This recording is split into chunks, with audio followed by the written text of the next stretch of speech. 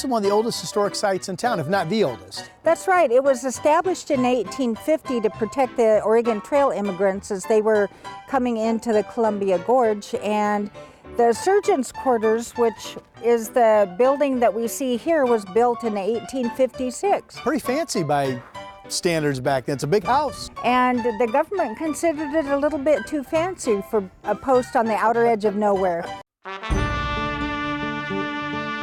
We are in front of the second courthouse built here in Wasco County.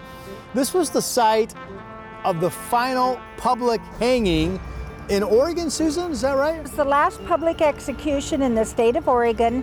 Daniel Norman Williams dropped to his demise here in 1906. And it's also a landmark case that was cited by the Oregon Supreme Court. He was found guilty based entirely on forensic evidence, so it was CSI back in the early 1900s. He actually had a string of murders in his wake and was a bit of a nefarious character. Right in the middle of downtown, the Dalles, and we are looking at the Granada Movie House.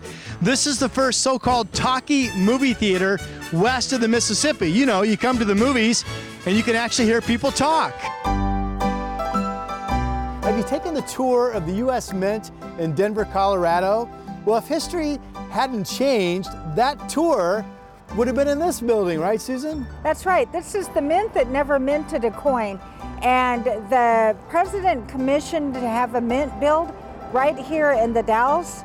And the laborers kept leaving to go to the gold fields. And the supervisor who had been appointed died in a shipwreck. So the building was eventually abandoned, used as a warehouse for years, and now it's the wonderful Freebridge Brewing. But I love these little historic tips. And you pointed out the sign, "This way to beer." That's right. We should go.